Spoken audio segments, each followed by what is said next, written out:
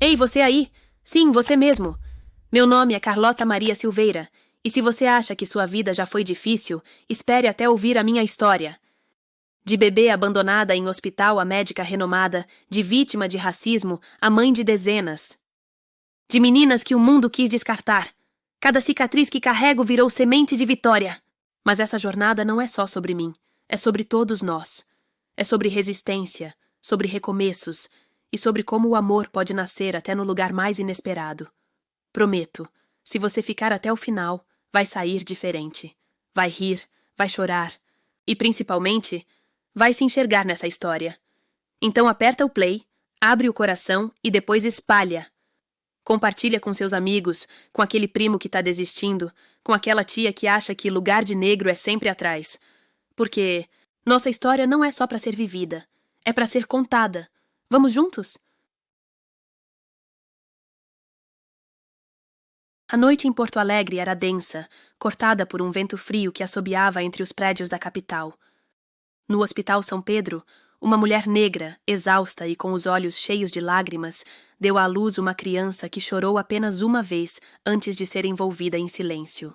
A mãe, sem forças para segurá-la, sussurrou um nome: Carlota, antes de desaparecer pela porta dos fundos, deixando para trás não apenas um bebê, mas um segredo que ecoaria por décadas.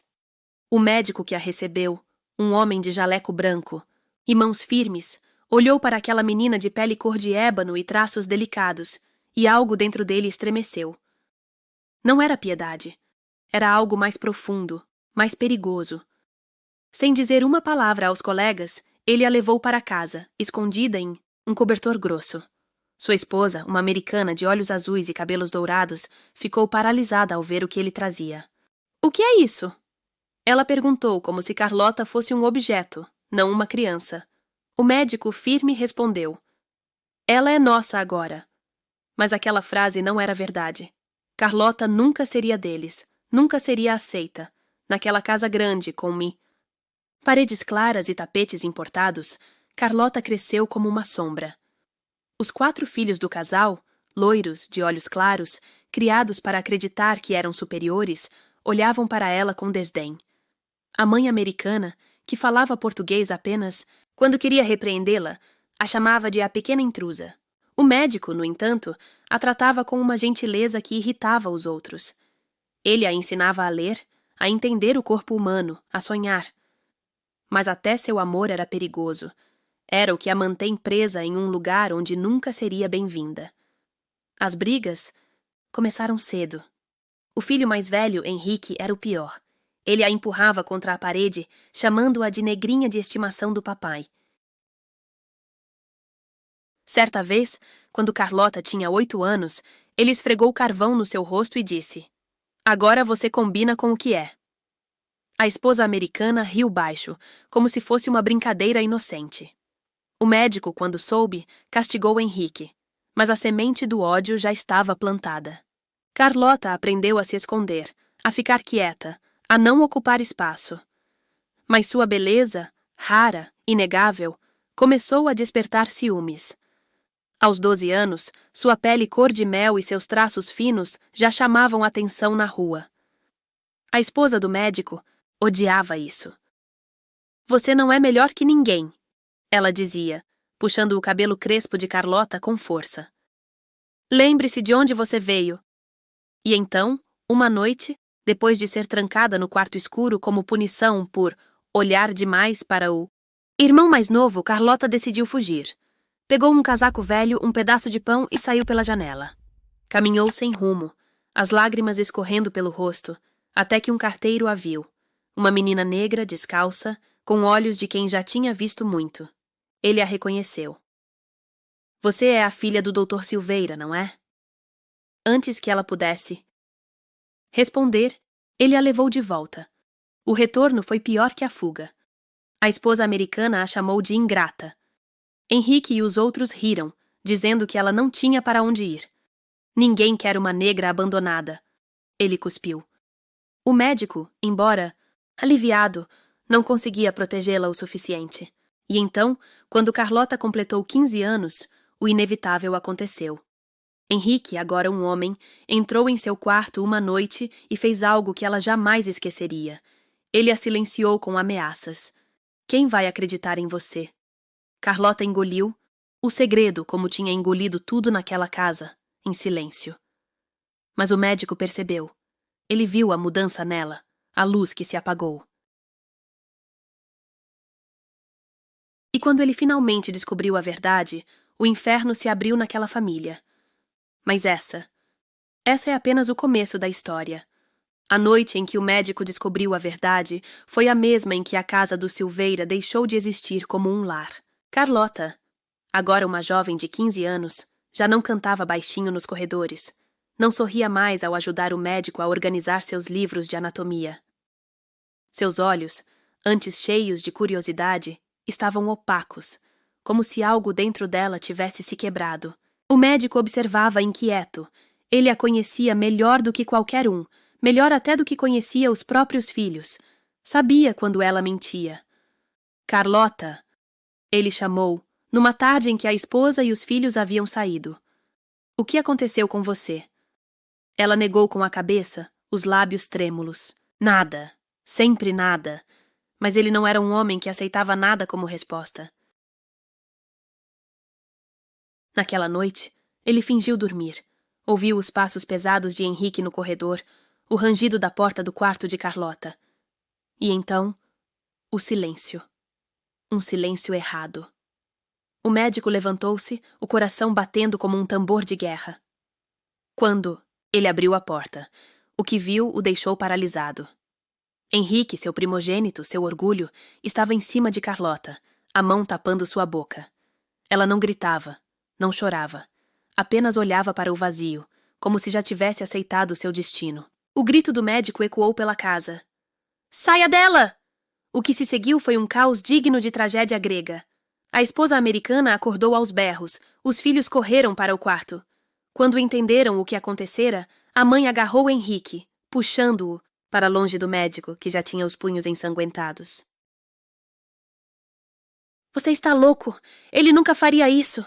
A mulher gritou em um português perfeito, diferente do que usava quando falava com Carlota. Eu vi com meus próprios olhos! O médico rugiu. Henrique, com o lábio partido, negou. Ela me seduziu.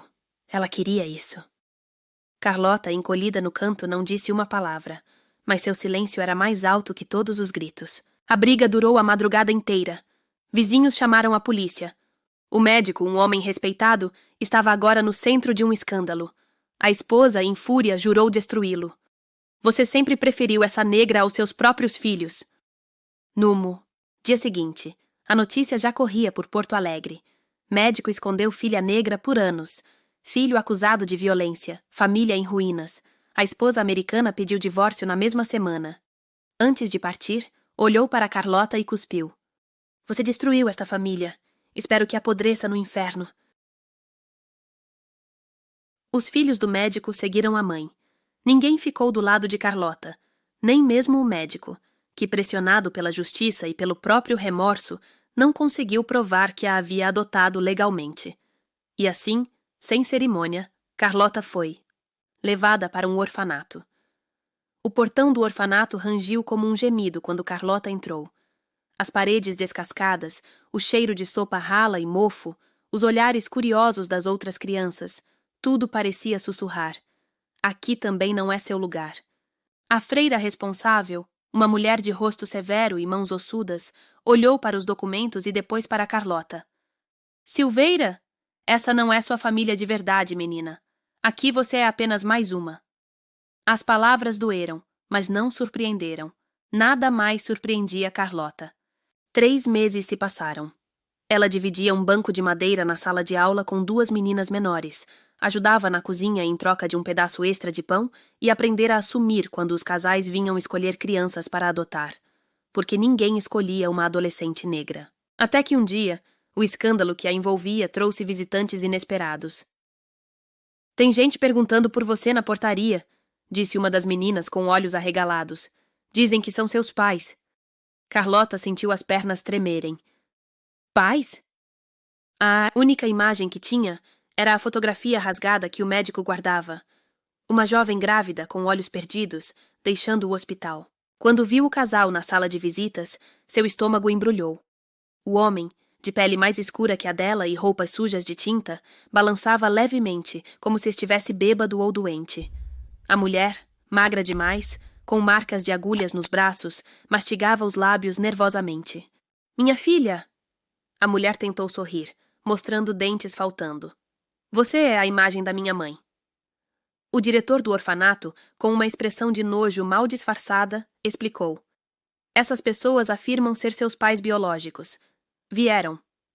Porque, bem, viram seu nome no jornal. A história saiu aos pedaços, entre tosses e olhares envergonhados. A gente estava mal das ideias na época, entende? O homem confessou, os dedos inquietos enrolando uma ponta de cigarro. Disseram que no hospital você teria uma vida melhor. Carlota observou as mãos da mulher, sujas, com unhas roídas, até o sangue, tremendo ao segurar uma foto amarelada. Um bebê enrolado em um cobertor rosa. Guardei isso todos esses anos, a mulher murmurou, só para te mostrar que eu pensei em você. O silêncio que se seguiu foi mais pesado que qualquer palavra. Carlota sentiu uma raiva fria subir por sua espinha. Essas pessoas a abandonaram como um pacote indesejado e agora voltavam porque seu nome estava nos jornais? Porque ela era famosa por ter destruído uma família branca? O que vocês querem? Ela perguntou, a voz mais firme do que esperava. O casal trocou olhares. A resposta veio em um sussurro. A gente está sem lugar para morar. Se você tem algum dinheiro, ou se aquele médico... Carlota levantou-se tão rápido que a cadeira caiu com um estrondo. Eu não tenho nada, nem família, disse antes de virar as costas. Naquela noite, deitada em sua cama estreita, Carlota jurou que nunca mais deixaria ninguém vê-la chorar. O vento cortante de julho arrastava folhas de jornal pelo calçamento da Avenida Borges de Medeiros, quando Carlota pisou pela primeira vez fora do orfanato. Aos 17 anos e 3 dias, carregava nas costas um mundo inteiro contido num saco plástico. 2 mudas de roupa, um sabonete sem embalagem e a certidão de nascimento que a identificava apenas como recém-nascida feminina, mãe desconhecida. A assistente social lhe entregara um papel com o endereço de uma pensão barata no centro, onde precisavam de ajudante de cozinha. Boa sorte, dissera, como quem atira uma moeda para um mendigo sem esperar gratidão. A pensão era um casarão decadente com cheiro de repolho cozido e mofo. Dona Iracema, a proprietária, examinou-a como se avaliasse um animal de carga. Pode ficar no quartinho atrás da cozinha. Trabalha das 6 às 20 e ganha cama e comida. O quarto tinha espaço apenas para um colchão manchado no chão e um cabide torto na parede. Na primeira noite, Carlota descobriu que a porta não trancava. Na segunda, que o filho de Dona Iracema tinha o hábito de esquecer coisas no banheiro quando ela se lavava. Na terceira, quando encontrou suas calcinhas desaparecidas do varal e ouviu risadas no corredor, empacotou seus poucos pertences e sumiu antes do amanhecer.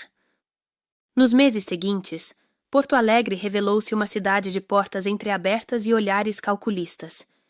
Trabalhou como faxineira num apartamento onde a patroa lhe oferecia roupas usadas que já não serviam mais, sempre 2 talas maiores que seu corpo franzino. Foi copeira num bar onde os clientes a chamavam de negra do café e deixavam gorjetas em moedas coladas na mesa com suor de cerveja. Dormiu num cubículo atrás de uma lavanderia, onde o dono insistia que massagens poderiam pagar parte do aluguel. Aprendeu a trancar-se em banheiros públicos, a engolir insultos com o café frio, a contar cada centavo como se fossem grãos de arroz numa tigela vazia. O emprego no restaurante Renascença parecia uma virada. Com seu uniforme engomado e os cabelos presos num coque impecável, servia pratos franceses para senhoras de luvas e homens de ternos caros. Até aquela terça-feira, quando a senhora von Prittwitz gritou que seu broche de diamantes havia desaparecido. Foi ela! Essa negra esfomeada! O gerador não hesitou. Na delegacia, enquanto revistavam seu uniforme pela terceira vez, encontrando apenas um lenço sujo e R$3 em moedas, Carlota entendeu que certas acusações são condenações sem julgamento. Os 28 dias na cadeia feminina lhe ensinaram mais que todos os anos de orfanato. Ali, entre mulheres marcadas pelo abandono, descobriu que sua dor não era única.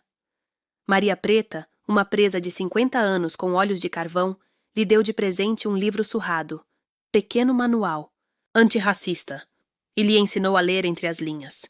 Nós somos as sobreviventes, sussurrou uma noite, quando as grades pareciam mais apertadas. E sobreviventes viram guerreiras.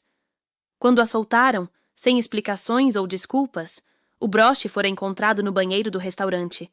Carlota caminhou pelas ruas como quem retorna de uma guerra.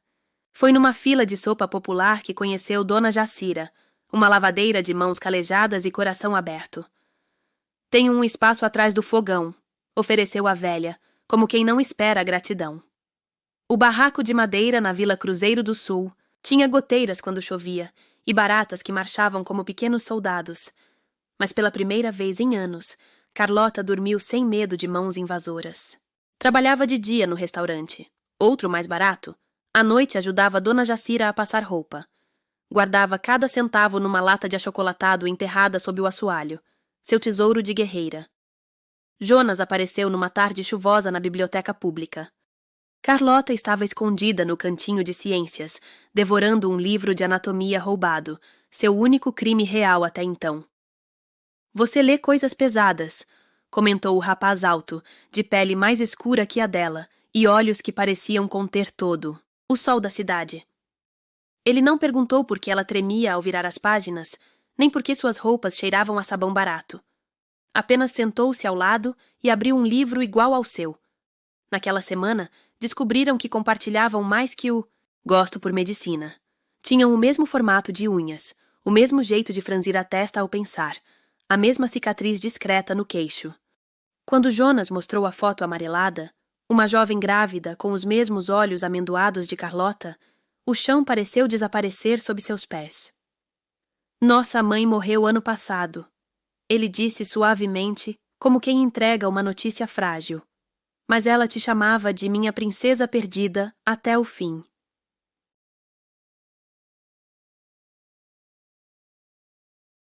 Por 1 ano e 4 meses, Jonas foi seu porto seguro.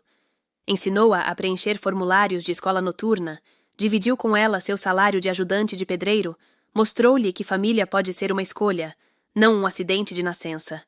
Até aquela quinta-feira de vento sulino, quando um caminhão sem freios na BR-116 transformou seu irmão em mais uma estatística de trânsito. No velório, enquanto parentes desconhecidos cochichavam "É a filha que foi abandonada?", Carlota jurou que nunca mais choraria. Pegou o dinheiro da lata de achocolatado, R$ 783, e comprou o primeiro terno social de 1900 de sua vida. No dia seguinte, com os olhos secos e as mãos trêmulas, apresentou-se para a vaga de faxineira no edifício sede da Financeira Sul. Quero o turno da noite, pediu ao supervisor, e posso limpar os andares mais altos. Enquanto esfregava os banheiros do décimo andar, olhava através das paredes de vidro para as salas de reunião onde homens de gravata decidiam destinos. Nas prateleiras dos escritórios, entre troféus e diplomas, descobriu seu novo livro sagrado. Manual de Procedimentos Administrativos. Estudava-o nas pausas, sob a luz fraca dos corredores. Quando o gerente noturno a pegou lendo um relatório abandonado, em vez de repreendê-la, ofereceu-lhe uma pilha de formulários antigos. Se quer tanto aprender, comece por aqui. Naquela noite, enquanto o elevador a levava de volta ao térreo, Carlota olhou seu reflexo nas portas espelhadas. Já não via a menina abandonada, a acusada, a quase drogada. Via uma mulher que sobrevivera a naufrágios e agora aprendia a navegar. O edifício inteiro estava cheio de degraus, alguns de mármore, outros de vidro, todos escorregadios. Mas ela já subira montanhas muito mais íngremes. O elevador espelhado do 17º andar da Financeira Sul refletia uma mulher que Carlota mal reconhecia. O uniforme de serviços gerais fora substituído por um tailleur azul marinho comprado em 12 prestações. Seus dedos, antes calejados por vassouras e baldes, agora digitavam relatórios financeiros com precisão cirúrgica. Mas era nas madrugadas, quando o prédio ficava vazio, que ela permitia-se olhar para além dos números. Através das paredes de vidro do escritório, avistava as luzes da Faculdade de Medicina da UFRGS, piscando como estrelas inalcançáveis. Senhor Tadeu, o velho gerente noturno com cheiro de café e tabaco, foi quem primeiro quebrou o silêncio não dito.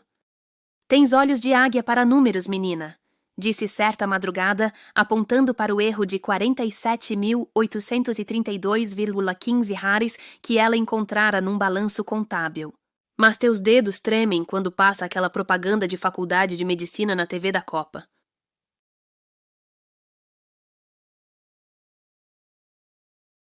Carlota tentou negar, mas o velho apenas empurrou uma pilha de formulários de bolsas de estudo através da mesa. Meu irmão foi zelador, formou-se advogado aos 45. O mundo é dos teimosos. O processo foi uma guerra particular. As noites no Milese, cursinho popular do centro, deixavam suas mãos sujas de grafite e vergonha. Os colegas, meninos de skincare caro e sobrenomes alemães, riam quando ela pronunciava epitélio, com sotaque da periferia. Cadê tua bolsa da cota, favelada? Perguntou certa vez o filho de um cirurgião plástico, enquanto ela limpava o quadro para o próximo professor. Carlota engoliu o sangue que brotou ao morder o próprio lábio. Naquela noite, escondeu-se no banheiro feminino até as luzes se apagarem. Depois roubou 3 livros da biblioteca abandonada. Um ato de rebelião contra um mundo que sempre lhe tomara tudo. Quando o envelope do vestibular chegou, ela não abriu imediatamente. Ficou por 3 horas sentada no banco da Praça da Alfândega, observando o papel marém tremer em suas mãos. A palavra aprovada queimou seus olhos como sol de meio-dia, mas a Financeira Sul não compartilhava do entusiasmo. Ou continua como assistente, ou vai brincar de médica, disse o diretor, batendo seu anel de formatura em Harvard na mesa de mogno. Na saída, o segurança revistou sua bolsa com dedicação especial, como se esperasse encontrar algo roubado. Foi na escadaria da Catedral Metropolitana que o destino deu seu primeiro golpe de sorte. Um velho de cheiro a álcool 70% e pasta de couro gasto sentou-se ao seu lado. Estive te observando no cursinho, disse Dr. Olavo, ex-professor de cirurgia, enquanto lhe oferecia um guardanapo para as lágrimas. Minha fundação precisa de alguém com tua resiliência. O termo soou mais bonito que sobrevivência. A faculdade foi um campo minado de microagressões e cadáveres anônimos. Carlota dividia o tempo entre as aulas e o emprego na clínica de Dr. Olavo, onde lavava instrumentos cirúrgicos e, nas horas vagas, observava procedimentos através de frestas na porta. Seus colegas de turma formavam panelinhas que a excluíam naturalmente, até o dia em que o professor de anatomia desafiou a classe a identificar um nervo raro. Enquanto os outros estudantes debatiam teorias, Carlota avançou, com as mãos ensanguentadas, e apontou. Nervo de Arnold, ramo auricular do vago, doutor. O silêncio que se seguiu foi mais doce que qualquer elogio. Os anos se arrastaram entre plantões noturnos e noites em claro estudando.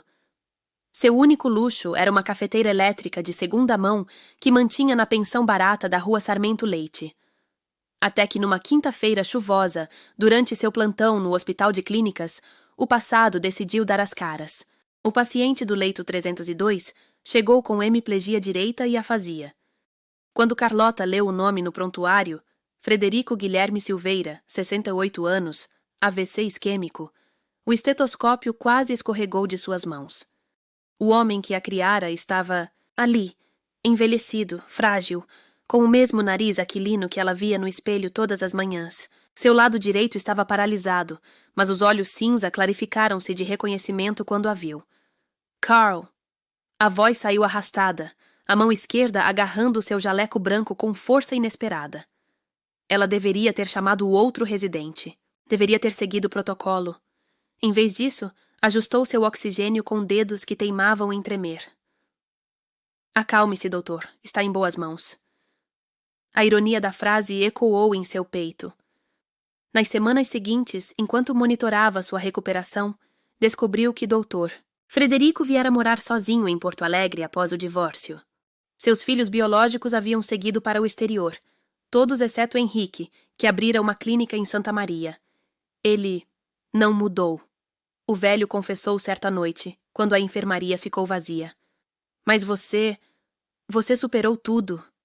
Mas, noite de sua formatura, quando recebeu o diploma com lágrimas obstruindo a visão, um envelope foi entregue por um mensageiro.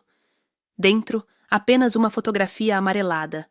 Ela, com cerca de 4 anos, sentada nos ombros de Dr. Frederico em frente, ao Lago Guaíba. No verso, uma escrita trêmula. Sempre soube que você chegaria aqui.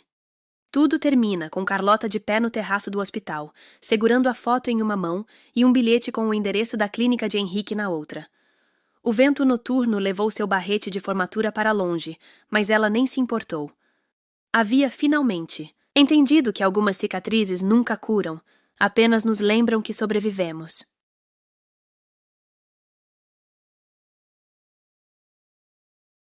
O ônibus interestadual cheirava a desinfetante barato e café requentado. Carlota apertava contra o peito a bolsa onde guardava 3 coisas: seu diploma de medicina, a foto amarelada que Dr. Frederico lhe enviara e um canivete pequeno, a mesma que Jonas lhe dera anos atrás, para caso algum homem sem noção te encurrale. A paisagem pela janela mudava rapidamente, os prédios de Porto Alegre dando lugar a plantações de soja que se estendiam até onde a vista alcançava. Ela fechou os olhos e imaginou como seria encarar Henrique depois de todos esses anos. Será que ele ainda teria aqueles olhos azuis gelados da mãe? Ainda chamaria ela de negrinha de estimação, como fazia quando eram crianças? O motorista anunciou a chegada a Santa Maria com um grunhido. A cidade parecia ter parado no tempo. Ruas largas, casas baixas, o ar carregado do cheiro doce de churrasco gaúcho.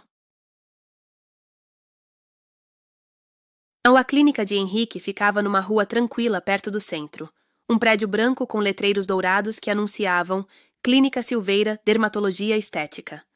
Carlota ficou parada do outro lado da rua por quase meia hora, observando. Pacientes entrarem e saírem. Mulheres bem vestidas, senhores de terno, a clientela rica de um médico bem-sucedido. Quando finalmente cruzou a rua, suas pernas tremiam como na época em que dormia em barracos de madeira.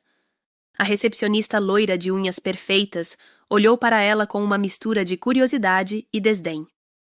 Boa tarde. Tem horário marcado com... O doutor? Carlota abriu a boca para responder, mas a voz que saiu não era a dela. Era a voz da menina de 15 anos que Henrique achara que silenciara para sempre. Diga para ele que a Carlota está aqui, a irmã dele. Os minutos que se seguiram foram os mais longos de sua vida.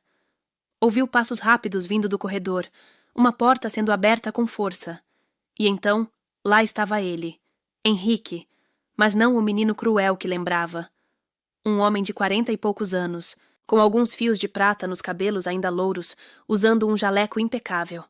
Seus olhos azuis se arregalaram. Meu Deus! Ele sussurrou. A mão direita agarrou a porta como se precisasse de apoio. Você está viva!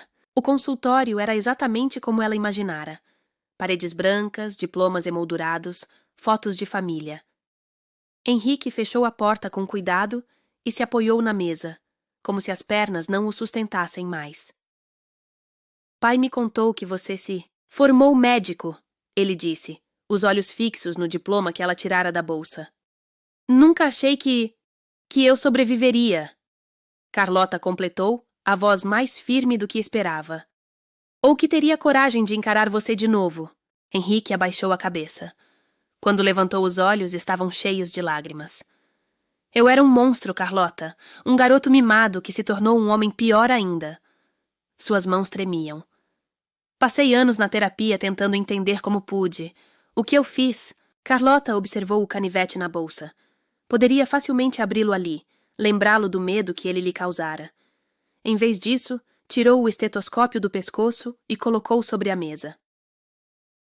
Eu não vim aqui por você, disse calmamente. Vim por mim. Para mostrar a mim mesma que o passado não me define. Ela apontou para o diploma. Isso aqui me define. Minhas escolhas me definem. Henrique caiu na cadeira como um boneco de pano. Quando começou a chorar, eram lágrimas feias, descontroladas, de alguém que carregava um segredo por demasiado tempo. Eu mereço tudo de ruim que acontecer comigo. Ele soluçou. Mas por favor, diga que você está bem, que conseguiu ser feliz apesar de tudo. Carlota olhou pela janela, onde o sol da tarde iluminava as árvores da praça. Lembrou-se de Dona Jacira, do Dr. Olavo, das crianças que atendia no projeto social. Lembrou-se de Jonas. Estou vivendo, ela respondeu simplesmente. E isso já é mais do que você merecia saber. Quando saiu da clínica, o sol quente bateu em seu rosto como um abraço. Não havia perdão em seu coração. Não ainda. Mas havia algo novo. A certeza de que algumas batalhas se vencem simplesmente por continuar caminhando. A correria termina com Carlota sentada na rodoviária, observando o pôr do sol enquanto espera o ônibus de volta para Porto Alegre. Em seu caderno, ela escreve o esboço de um projeto. Casa Carlota Maria. Acolhimento para meninas negras em situação de vulnerabilidade. O canivete de Jonas continua em sua bolsa, mas agora repousa ao lado de um pacote de balas que comprou para as crianças do orfanato onde um dia viveu. O prédio abandonado da rua João Alfredo respirava tristeza pelas janelas quebradas. Carlota ficou parada diante da fachada descascada por longos minutos, sentindo o peso das chaves enferrujadas em sua mão. A casa era grande demais para uma só pessoa, pequena demais para todos os sonhos que carregava na bolsa de couro gasto. O vento assobiava entre as telhas soltas como um aviso. Desista, você não sabe o que está fazendo. Mas ela já ouvira, vozes assim a vida toda. O primeiro passo dentro do casarão fez poeira antiga dançar nos raios de sol que entravam pelas frestas. Pisos rangendo, paredes marcadas por infiltrações, o cheiro acre de abandono. No que fora a sala de estar, encontrou vestígios de vidas passadas, uma boneca de pano sem olhos, um sapato infantil coberto de mofo, um livro de receitas com páginas grudadas pelo tempo. Carlota ajoelhou-se no chão empoeirado e começou a limpar com as próprias mãos, como se cada movimento fosse uma promessa. A reforma começou no dia seguinte. Ela mesma tirou os tijolos caídos, lixou as paredes, descobriu sob 3 camadas de tinta um azulejo português que brilhava como o mar. Contratou um pedreiro aposentado do bairro, seu Orlando, que aceitou trabalhar por metade do preço quando soube para que seria a casa. Minha neta morreu na rua, ele confessou enquanto consertavam o telhado. Se tivesse um lugar assim... A voz sumiu no barulho do martelo. Carlota não pediu que continuasse. Quando a primeira cama foi montada, um beliche doado por um asilo feminino, Carlota sentou-se no colchão ainda embalado e chorou pela primeira vez desde a infância. Não eram lágrimas de tristeza, mas do medo terrível de não ser suficiente. O fantasma de Jonas apareceu então, sentando-se ao seu lado como costumava fazer nas noites difíceis. E se eu falhar com elas? Sussurrou para o vazio. A resposta veio 3 dias depois, quando a assistente social apareceu com a primeira. Menina, Mariana tinha 8 anos, pele cor de café com leite e olhos que já haviam visto coisas que nenhuma criança deveria. Estava enrolada num casaco 3 números maior, os pés descalços e sujos mesmo no frio gaúcho. Os pais foram presos, explicou a assistente em voz baixa. A avó diz que não pode cuidar. Carlota ajoelhou-se até ficar na altura da menina, como sempre desejaram tivessem feito com ela. Oi, Mariana. Essa casa agora é sua também. A menina olhou em volta, desconfiada. Tem comida? Tem. E tem banho quente, tem cama macia, tem livros coloridos. Carlota apontou para as paredes vazias. E amanhã vamos pintar essas paredes da cor que você quiser. O primeiro mês foi uma tempestade. Mariana acordava gritando à noite, escondia comida sob o travesseiro, quebrava pratos em acessos de raiva. Carlota sentava-se no chão ao lado da cama em crise, cantarolando as mesmas canções que Dona Jacira cantava para ela nos piores dias. Você não vai me devolver? Mariana perguntou certa madrugada, os olhos vermelhos fixos no teto. Carlota mostrou-lhe então a cicatriz no pulso, a marca que carregava desde os 15 anos. Ninguém me devolveu, e eu não vou devolver você. Aos poucos, outras meninas chegaram. Ana Cláudia, 13 anos, grávida de um estuprador que a família protegia. Tainá, 10 anos, encontrada catando comida no lixo atrás de um restaurante. Júlia, 15, com marcas de cigarros nos braços. Cada história uma facada, cada rosto um espelho. A casa ganhou vida entre risos e pesadelos. As paredes foram pintadas de amarelo sol. O quintal virou uma horta onde plantavam couve e esperança. Carlota ensinava a anatomia básica nas noites de chuva, mostrando como o coração bate mesmo depois de quebrado. O dinheiro era pouco. Carlota vendera seu carro, reduzia suas próprias refeições, implorava a comerciantes. Certa manhã, encontrou na porta 10 caixas de leite e um envelope anônimo com dinheiro. No dia seguinte, eram roupas usadas mas limpas. A comunidade começava a adotar aquelas meninas rejeitadas. O verdadeiro milagre aconteceu numa quinta-feira chuvosa. Carlota voltava do hospital quando viu um homem parado diante da casa, observando as meninas que brincavam no jardim. Seu corpo inteiro congelou ao reconhecer Henrique. Ele estava mais magro, os cabelos loiros agora entremeados de fios brancos, mas os olhos azuis ainda a mesma armadilha gelada. Não vim brigar, disse antes que ela pudesse falar. Pai morreu na semana passada. Deixou metade da herança para você.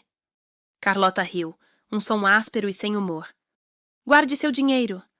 Henrique olhou para as meninas, para a casa, para as mãos calejadas de Carlota. Eu sou dermatologista. Muitas delas devem ter cicatrizes. Eu poderia ajudar. Ela estava prestes a recusar quando Tainá, a mais nova, correu para a porta. Doutora Carlota, a Júlia está sangrando. Sem pensar, Henrique seguiu-a para dentro. Enquanto ele ajudava a conter o sangramento de Júlia, apenas um corte superficial no braço. Carlota observou suas mãos. As mesmas que um dia aterrorizaram-na, agora tremendo ao passar um curativo. Volte na próxima semana, ela disse quando ele estava na porta. Traz material para exames de pele, e não espere que eu te perdoe. Henrique acenou com a cabeça, os olhos úmidos. Não mereço perdão, mas elas merecem cuidado. Naquela noite, Carlota reuniu todas no pátio. Contou-lhes sobre Jonas, sobre o orfanato, sobre todas as noites em que sonhara em desaparecer. O mundo vai dizer que vocês são muito quebradas para serem amadas, disse, acendendo velas que formavam um círculo de luz. Mas olhem para essa casa. Foi construída com pedaços quebrados, e é a coisa mais bonita que já fiz. Mariana, a primeira menina, levantou-se então e colocou nos braços de Carlota um desenho. A casa amarela, com várias figurinhas de cores diferentes na frente. É a nossa família, explicou a menina. A senhora é essa aqui maior com o jaleco. Carlota não conseguiu conter as lágrimas. Naquele momento, entendeu que algumas feridas nunca cicatrizam. Elas simplesmente se tornam espaço para novas vidas brotarem. Até aqui Carlota na varanda, observando as meninas dormirem. No bolso, a carta de Henrique com a oferta de fundos para expandir a casa. Mais adiante, na mesa da cozinha, um novo formulário, desta vez para registrar oficialmente a Casa Carlota Maria, abrigo para meninas esquecidas. Era apenas o começo. O voo 753 para Dakar atravessava uma tempestade quando Carlota sentiu o primeiro chamado.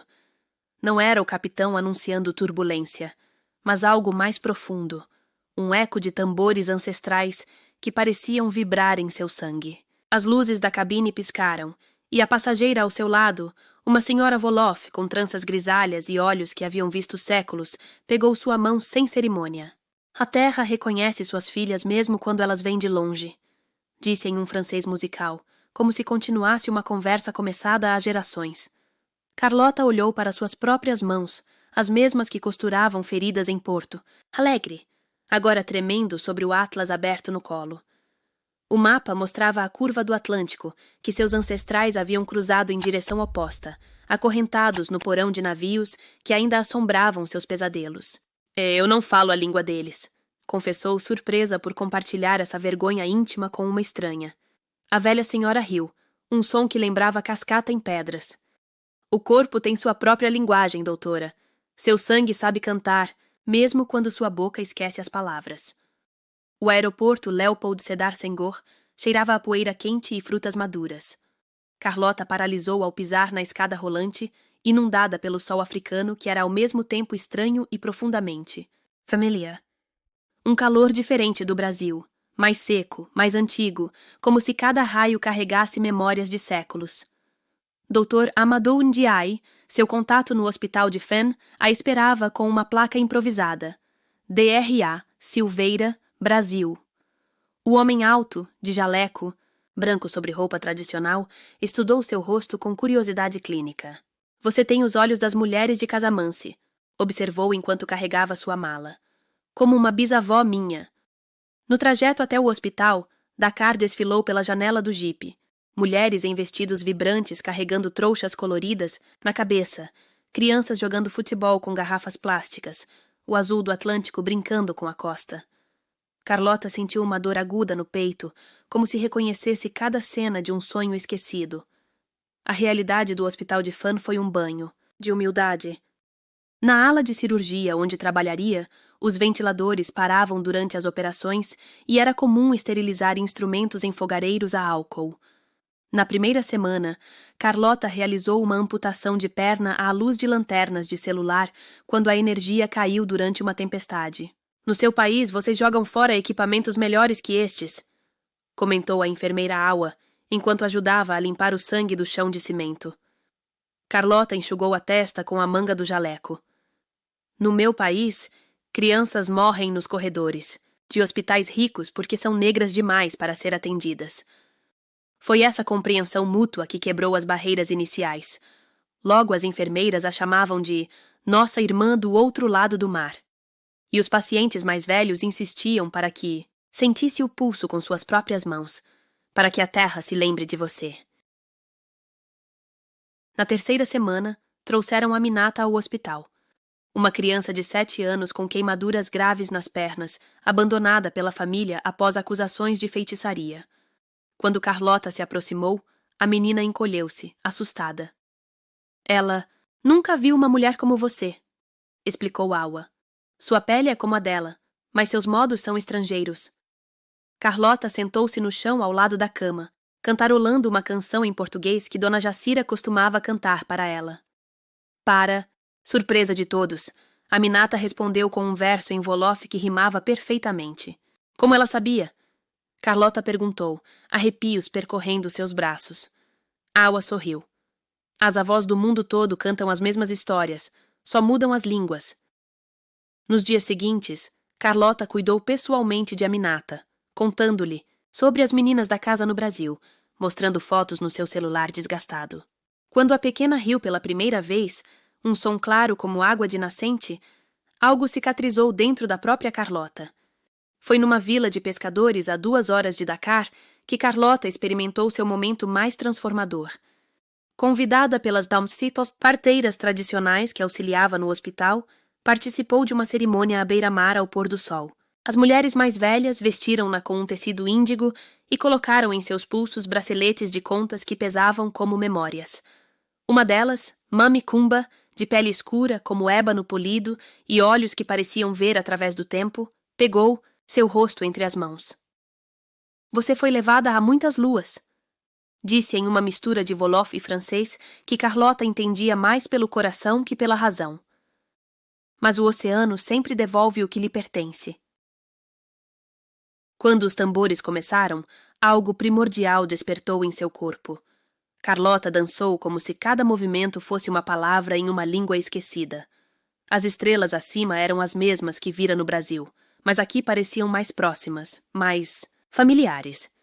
Ao amanhecer, exausta e renovada, Mami Kumba entregou-lhe um pequeno pacote de terra vermelha, para plantar sob os pés de suas filhas do outro lado do mar. Assim elas nunca esquecerão onde suas raízes bebem. Foi numa manhã tranquila, enquanto ensinava técnicas de sutura às enfermeiras locais, que o celular de Carlota vibrou com uma mensagem que faria o mundo parar. Lúcia, sua primeira filha na casa, agora com 18 anos e estudando enfermagem, enviara uma foto de uma adolescente loira de olhos azuis gelados, os mesmos da mulher americana que tanto a odiara. Mensagem dizia: Doutora, ela diz ser neta daquela família. Trouxe uma carta. Por favor, volte. O aeroporto de Dakar parecia diferente quando Carlota partiu. Agora notava detalhes que antes lhe escapariam. O padrão das esteiras tradicionais nas lojas, o cheiro específico do ar quente misturado com café touba, o modo como as crianças corriam para se despedir dos aviões. No bolso do casaco, carregava 3 coisas. 1. Um saquinho com terra de gorré. 2. Um colar de contas para a nova menina. 3. A foto de Aminata sorrindo em sua primeira caminhada após as queimaduras. Enquanto o avião decolava, Carlota olhou pela janela e jurou ver, entre as luzes cintilantes da costa, pequenas figuras dançando na praia. Sabia que deixava parte de si ali, mas também levava algo maior. A certeza de que nenhum oceano é largo demais para o sangue que se lembra de seu nome. Essa altura termina com a aterrissagem em Porto Alegre, onde a chuva fina beijava o asfalto como lágrimas de saudade. Carlota respirou fundo antes de pegar sua mala, pronta para enfrentar os fantasmas do passado, com as lições do presente firmes em suas mãos. Algumas histórias precisam ser encerradas para que outras possam começar, e ela estava prestes a escrever o próximo capítulo. O táxi atravessava a ponte do Guaíba, quando Carlota percebeu que estava segurando a carta com tanta força que suas unhas haviam deixado marcas na pele. A chuva batia no vidro como pequenos dedos insistindo, para ser ouvidos. O motorista, um senhor de boné gaúcho, olhou pelo retrovisor. Tá nervosa, doutora? Ela não respondeu. Seu coração batia num ritmo que conhecia bem, o mesmo de quando fugira da casa do médico aos 15 anos, o mesmo da noite em que Jonas morrera. O celular vibrou novamente. Outra mensagem de Lúcia. Ela não quer comer. Pergunta toda hora quando você chega. A casa Carlota Maria parecia diferente naquela tarde chuvosa. As cores vibrantes que as meninas haviam pintado nas paredes estavam escuras sob o céu nublado. Lúcia a esperava na varanda. Agora uma jovem mulher com o mesmo olhar determinado que Carlota reconhecia no espelho. Está no quarto azul, disse, pegando sua mala sem cerimônia. Tem os olhos daquela gente, mas o jeito é assustadoramente seu. A porta do quarto azul estava entreaberta. Carlota respirou fundo 3 vezes antes de empurrá-la. Sentada na cama, absorta num livro de anatomia, estava uma versão fantasmagórica de si mesma aos 15 anos, mas com os traços loiros e olhos azuis da família que a rejeitara. A adolescente ergueu o rosto e Carlota sentiu um calafrio. Era como olhar para um negativo fotográfico de sua própria juventude. Você deve ser a famosa doutora Carlota, disse a garota, fechando o livro com cuidado. Sua voz era suave, sem o sotaque carregado da avó. Eu sei quem você é. Carlota interrompeu, mais brusca do que pretendia. O que está fazendo aqui, menina? O silêncio que se seguiu foi cortado pelo barulho da chuva aumentando no telhado. A garota, Sophie, como logo revelaria, abriu uma bolsa de couro desgastado e tirou um envelope amarelado. Minha avó morreu no mês passado. Ela me deu isso para você. O envelope continha 3 coisas. 1. Uma foto do médico Frederico segurando um bebê. Ela reconheceu seus próprios olhos na criança. Um recorte de jornal sobre sua formatura. Em medicina, com a manchete de menina abandonada à médica. 3. Uma carta em francês, escrita numa caligrafia trêmula. A carta da esposa americana cheirava a lavanda e mentira. Carlota leu sentada na cozinha, com as mãos tremendo tanto que precisou apoiar os cotovelos na mesa. Carlota, sei que você não me deve perdão algum, nem mesmo esta explicação. Mas o câncer me deu pressa, e a morte é má companheira para segredos. Fui cruel com você, porque via em seus olhos tudo o que me faltava. Frederico nunca me amou como amou aquela criança negra que ele trouxe para casa. Meus filhos herdaram meu veneno, mas você herdou a força dele. Sophie é minha única neta. A mãe dela, minha filha caçula, casou-se com um músico senegalês. Quando a família dela o rejeitou por ser negro, ela finalmente entendeu. Morreram num acidente ano passado. Sophie está sozinha no mundo, como você estava. Não peço que a ame, apenas que a ajude, como ninguém fez por você. Louise. Carlota olhou para a porta do corredor, onde Sophie esperava, tão vulnerável quanto ela mesma fora décadas atrás. O ódio que esperava sentir não veio. Em seu lugar, uma estranha piedade, não pela americana morta, mas por todas as crianças, que carregam o peso do ódio dos adultos. Naquela noite, enquanto a chuva diminuía, Carlota levou Sophie até o quintal da casa. Mostrou-lhe a pequena muda que trouxera de Dakar, uma árvore que floresceria vermelha como a terra africana. Vamos plantar juntas, disse, entregando-lhe uma pá pequena. Sophie hesitou, seus olhos azuis cheios de perguntas. Por que você me ajudaria? Depois do que ela fez? Carlota ajoelhou-se na terra úmida, suas mãos experientes cavando o primeiro buraco. Porque um dia alguém fez por mim o que ninguém era obrigado, e porque o mundo já tem ódio demais. Quando a primeira pá de terra caiu sobre as raízes, Carlota sentiu algo estranho, como se uma corrente pesada que carregara por anos tivesse se rompido. Sophie chorou silenciosamente, suas lágrimas regando o solo junto com a chuva. No dia seguinte, quando as outras meninas acordaram, encontraram as duas adormecidas no sofá da sala. A médica negra e a adolescente loira, separadas por um oceano de história, unidas por um fio frágil de perdão. O vaso com a muda de Dakar estava na janela, onde o sol da manhã poderia alcançá-lo. Nas semanas seguintes, Sophie revelou-se diferente da avó em tudo exceto na aparência. Tinha a mente ávida de Carlota, o mesmo interesse por medicina. As outras meninas da casa, inicialmente desconfiadas, acabaram por aceitá-la, especialmente quando viram como ela tremia durante as tempestades, assustada com barulhos altos, exatamente como muitas delas. Num domingo ensolarado, enquanto reorganizavam a biblioteca da casa, Sophie encontrou um livro velho com o nome Frederico Silveira, escrito na capa. Ele falava de você até o fim, confessou, passando os dedos sobre a assinatura. Minha avó odiava, mas minha mãe guardava suas histórias. Foi por isso que vim. Carlota olhou para a foto na parede. Todas as meninas da casa reunidas, suas cores formando um arco-íris de possibilidades. E agora? Perguntou Sophie, sua voz tão jovem e tão cheia de medo. O que a senhora vai fazer comigo? Carlota sorriu, pegando as chaves do carro. Primeiro vamos ao shopping.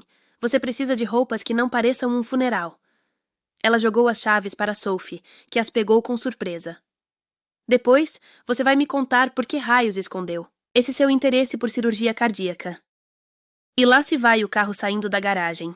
Sophie no volante sob a supervisão atenta de Carlota, as duas discutindo animadamente sobre universidades. Na varanda da casa, Lúcia observava com um sorriso, segurando o vaso com a planta que começava a brotar. Suas raízes cruzando continentes, suas folhas apontando para o futuro. O outono gaúcho tingia de dourado as folhas da pequena árvore, senegalesa quando Carlota completou 60 anos. A planta, que chegara como um frágil galho em um vaso improvisado, agora dominava o jardim central da casa Carlota Maria, suas raízes fortes sustentando 3 andares de histórias, seus galhos oferecendo sombra para as novas gerações que brincavam sob sua proteção. Naquela manhã especial, enquanto ajudava a preparar o café da manhã coletivo, Carlota observava o movimento da casa através da janela da cozinha. Sophie, agora uma residente em cardiologia, discutia animadamente com Lúcia, enfermeira formada, sobre um caso complexo. No jardim, Mariana, sua primeira filha, ensinava as menores a fazer tranças, seus dedos ágeis tecendo histórias junto com os cabelos. Doutora, tem visita! Uma das adolescentes gritou da porta da frente. Na entrada, um homem alto de cabelos grisalhos e sobretudo elegante esperava com uma mala de couro aos pés. Henrique. 20 anos mais velho, com os mesmos olhos azuis, que já não a assustavam, mas que ainda traziam um frio à espinha. Não vim para a festa, disse antes que ela pudesse falar, indicando os balões e cartazes de feliz aniversário que as meninas haviam espalhado. Trouxe algo que pertence a você. Da mala tirou uma caixa de mogno antiga. Dentro, repousavam 3 objetos. 1. O estetoscópio de seu pai, Frederico. 2. Um caderno de anotações médicas com seu nome na capa. 3. Uma foto dela aos 5 anos, sentada no colo do médico, que ela nunca vira antes. Ele queria que você tivesse... Isso, Henrique explicou, a voz mais suave do que ela lembrava. Eu... precisei de tempo para cumprir. Carlota pegou o estetoscópio com mãos que teimavam em tremer. O metal estava gelado contra sua pele, mas o coração parecia reconhecê-lo imediatamente. Por que agora? Henrique olhou para Sophie, que observava a cena da cozinha com olhos úmidos. Porque ela me mostrou o que você construiu, e eu finalmente entendi que algumas coisas são maiores que nosso ódio. A festa transcorreu como todas as grandes celebrações na casa, com comida demais, risadas altas e algumas lágrimas, discretas. Quando chegou a hora do bolo, as meninas fizeram um círculo ao redor da árvore senegalesa. "Faz o discurso, doutora!" gritaram algumas das mais novas. Carlota subiu no pequeno banco que usava para podar os galhos mais altos. Olhou para cada rosto presente. Meninas que foram abandonadas em hospitais, deixadas em orfanatos, rejeitadas, por famílias. Viu Sophie, a mistura inesperada de 2 mundos que se odiaram. Viu Henrique, seu antigo algoz, agora apenas um homem velho buscando redenção. "Quando eu era pequena", começou ajustando o estetoscópio herdado no pescoço, "achava que meu valor estava no que os outros viam em mim. Hoje sei que estava errada." Uma brisa fez as folhas da árvore africana sussurrarem. Nosso valor está no que vemos nos outros. Em quanta luz conseguimos encontrar mesmo na escuridão. Em quanto amor damos mesmo quando nos negaram o mínimo. Sophie foi a primeira a se aproximar para o abraço coletivo. Henrique hesitou, mas acabou envolvido no meio da ciranda de corpos que não conheciam fronteiras de sangue ou cor. Naquela noite, enquanto ajudava a guardar os pratos, Carlota encontrou um envelope deixado por Henrique. Dentro, os documentos de doação de um prédio inteiro no centro de Porto Alegre. A nova sede da Rede Carlota Maria, que agora incluía 5 casas pelo Brasil e um projeto em Dakar. No fundo da gaveta de sua mesa, guardou 3 coisas para as gerações futuras. 1. A foto do médico Frederico com ela pequena. 2. Um pedaço de casca da árvore senegalesa. 3. A carta original da esposa americana. Quando as luzes da casa finalmente se apagaram, Carlota sentou-se na varanda, ouvindo as risadas abafadas das meninas que teimavam em ficar acordadas. O estetoscópio antigo repousava em seu colo, seu coração batendo forte o suficiente para que pudesse ouvir sem ele. Sabia, com a certeza tranquila que só a idade traz, que sua história nunca foi sobre o ódio que recebeu, mas sobre o amor que insistiu em dar. E que, como a árvore no jardim, suas raízes agora se estendiam muito além do que qualquer um deles poderia ter imaginado. E assim se vai com a lua cheia iluminando a placa na frente da casa, onde abaixo de Carlota Maria alguém havia riscado abrigo e escrito em letras desiguais, lar. "E aí, meu povo? Tô aqui no jardim da minha casa, olhando cada rosto que Deus me deu, e só consigo pensar uma coisa. Nós vencemos. Cada luta, cada lágrima, cada não que virou degrau. Tudo valeu a pena. Mas escuta bem. Essa história não acaba aqui. Ela continua em você, no seu sonho que tá querendo desistir, na sua coragem de levantar depois da queda, no seu poder de transformar dor em propósito. Então bora fazer barulho. Compartilha essa vitória com todo mundo. Marca aquela amiga guerreira, aquele irmão que tá na batalha, aquele professor que acreditou em você. Espalha como fogo, porque a história de preto resistente é para incendiar o mundo. E lembra, enquanto existir uma Carlota, uma Sophie, uma Lúcia por aí, o amor vence. Contem comigo que eu conto com vocês. Até a próxima revolução.